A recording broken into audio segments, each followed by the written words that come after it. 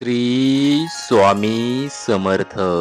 नमस्कार प्रिय स्वामी भक्तांनो, आजचा हा स्वामी मंत्र स्वामींनीच तुमच्यासाठी पाठवलेला आहे. हा अद्भुत आणि शक्तिशाली असा मंत्र आहे. त्यामुळे स्वामी भक्तांनो, या मंत्राकडे दुर्लक्ष करू नका. हा मंत्र ऐकल्याने तुमच्या मनातील सर्व इच्छा पूर्ण होणार आहेत. आता फार चिंता आणि काळजी करत बसू नका. तुमची रखडलेली सर्व कामे आता लवकरच पूर्ण होणार आहेत. तुम्ही जे पण काम करत असाल, तुमच्या कामामध्ये कोणी अडथळा किंवा आडकाठी आणू शकत नाही. तुम्हाला तुमच्या कामामध्ये कोणत्याही प्रकारचा त्रास होणार नाही. तुमच्याशी न बोलणारे लोक सुद्धा आता तुमच्याशी बोलायला लागतील. तुमची खरी किंमत आता त्या लोकांना सुद्धा समजणार आहे, जे लोक तुमच्याबद्दल वाईट विचार करत होते. ज्या लोकांनी तुम्हाला त्रास दिला, तेच लोक आता तुमची माफी मागतील. आता तुमचे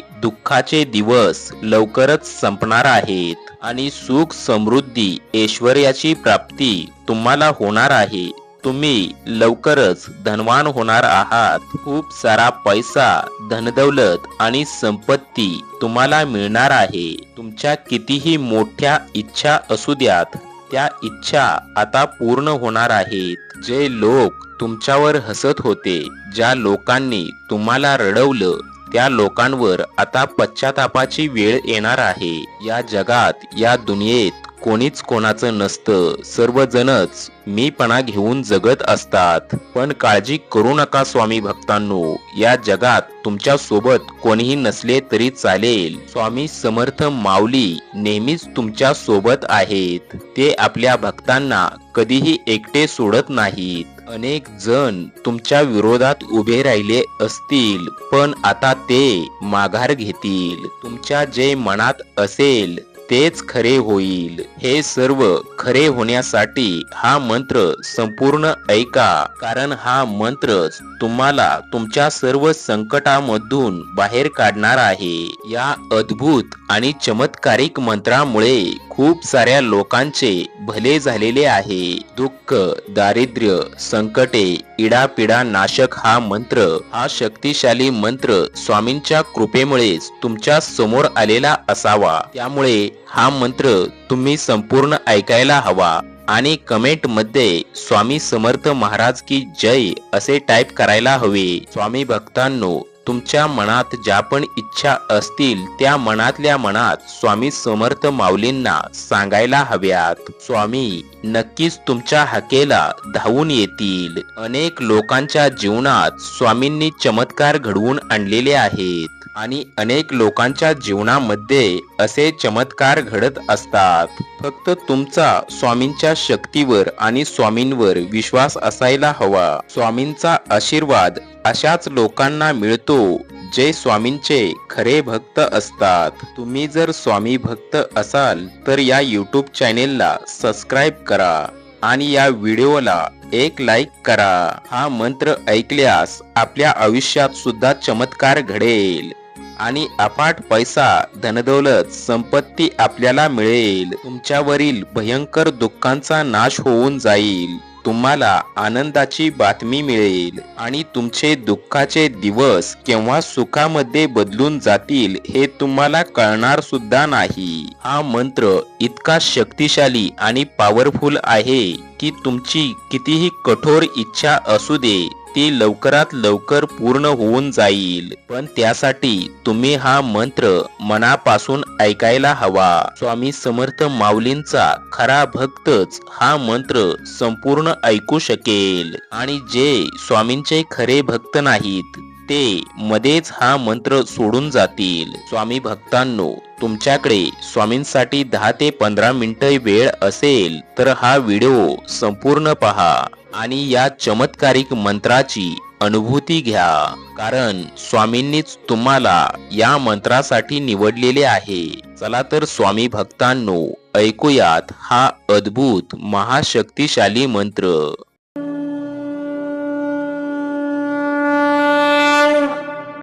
ओम नमो श्री स्वामी समर्थाय ब्रह्मांड नायकाय नमः. ओम नमो श्री स्वामी समर्थाय ब्रह्मांड नायकाय नमः। ओम नमो श्री स्वामी समर्थाय ब्रह्मांड नायकाय नमः।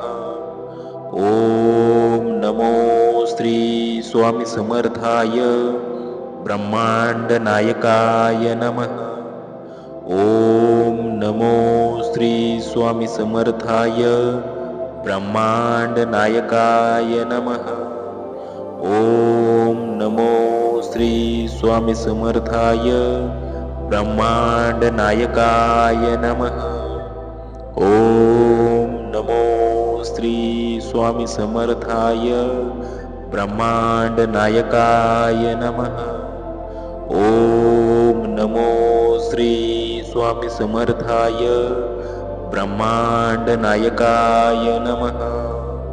ओम नमो श्री स्वामी समर्थाय ब्रह्मांड नायकाय नमः।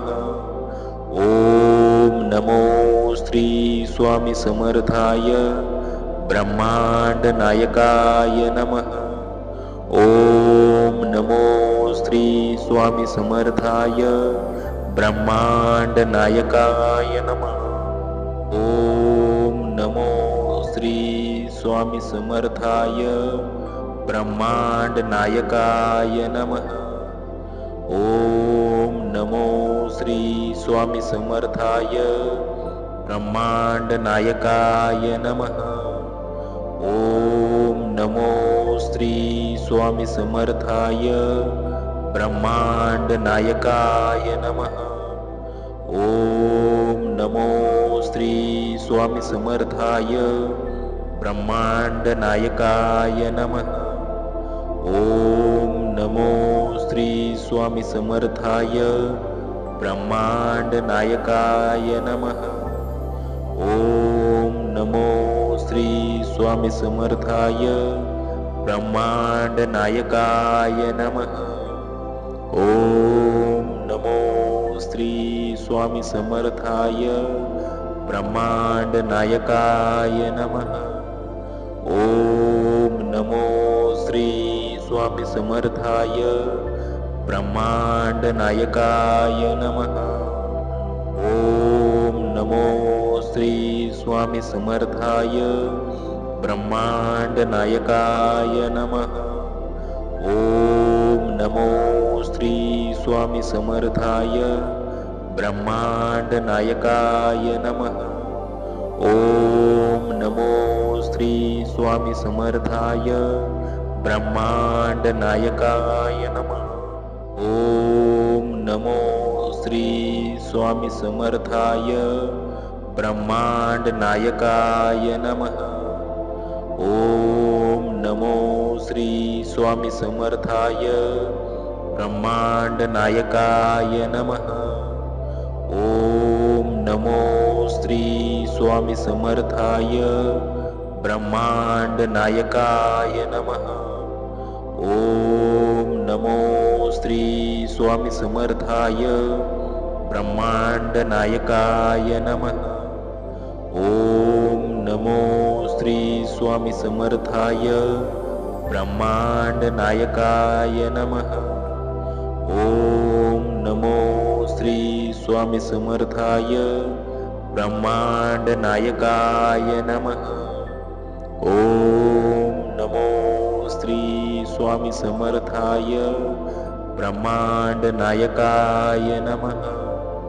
ओम नमो श्री स्वामी समर्थाय ब्रह्मांड नायकाय नमः।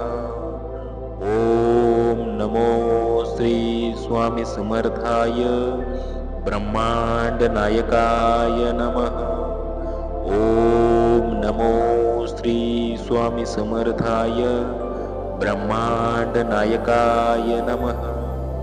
ओम नमो श्री स्वामी समर्थाय ब्रह्मांड नायकाय नमः। ओम नमो श्री स्वामी समर्थाय ब्रह्मांड नायकाय नमः।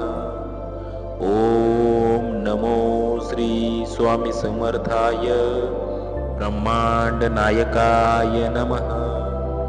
ओम नमो श्री स्वामी समर्थाय ब्रह्मांड नायकाय नमः. ओम नमो श्री स्वामी समर्थाय ब्रह्मांड नायकाय नमः. ओम नमो श्री स्वामी समर्थाय ब्रह्मांड नायकाय नमः. ओम नमो श्री स्वामी समर्थाय ब्रह्मांड नायकाय नमः. ओम नमो श्री स्वामी समर्थाय ब्रह्मांड नायकाय नमः. ओम नमो श्री स्वामी समर्थाय ब्रह्मांड नायकाय नमः. ओम नमो श्री स्वामी समर्थाय ब्रह्मांड नायकाय नमः. ओम नमो श्री स्वामी समर्थाय ब्रह्मांड नायकाय नमः. ओम नमो श्री स्वामी समर्थाय ब्रह्मांड नायकाय नमः. ओम नमो श्री स्वामी समर्थाय ब्रह्मांड नायकाय नमः. ओम नमो श्री स्वामी समर्थाय ब्रह्मांड नायकाय नमः.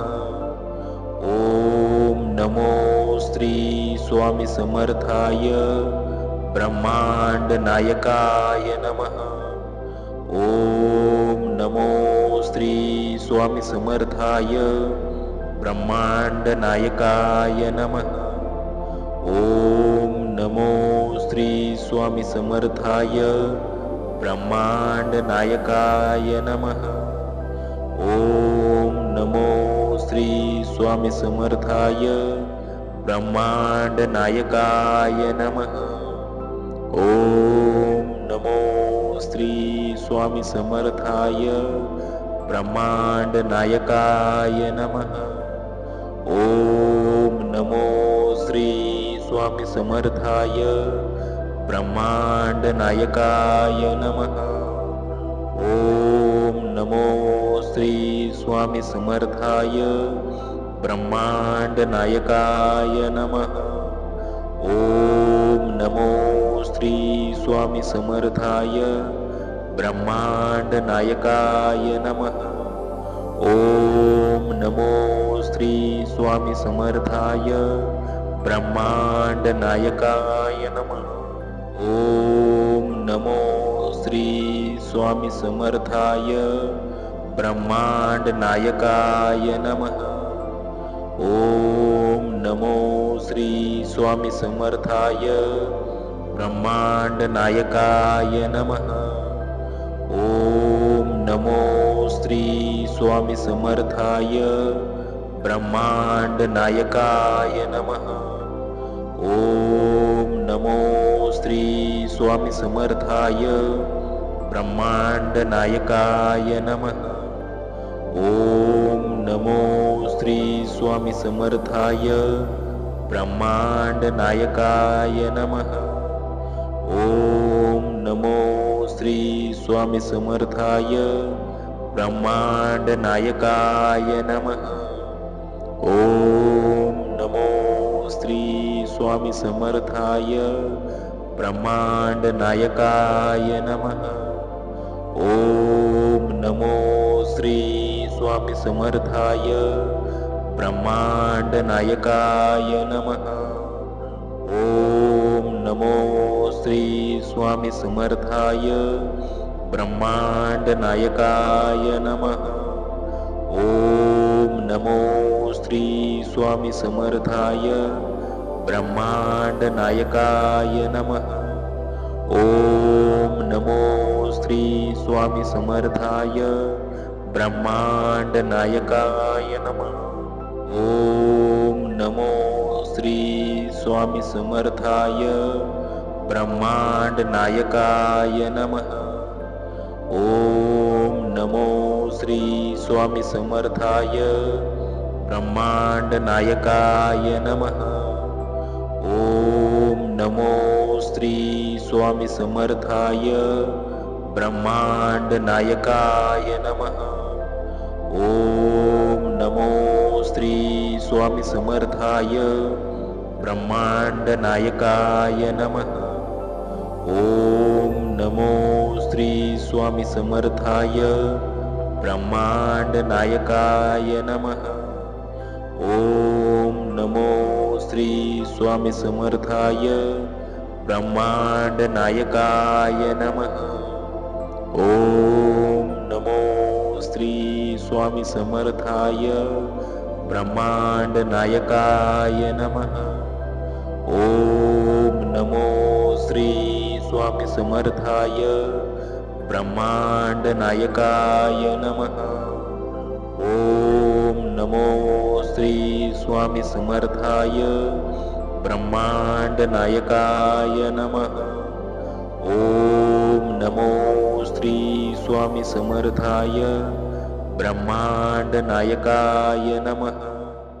ओम नमो श्री स्वामी समर्थाय ब्रह्मांड नायकाय नमः।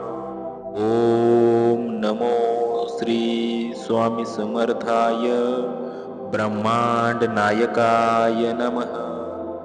ओम नमो श्री स्वामी समर्थाय ब्रह्मांड नायकाय नमः।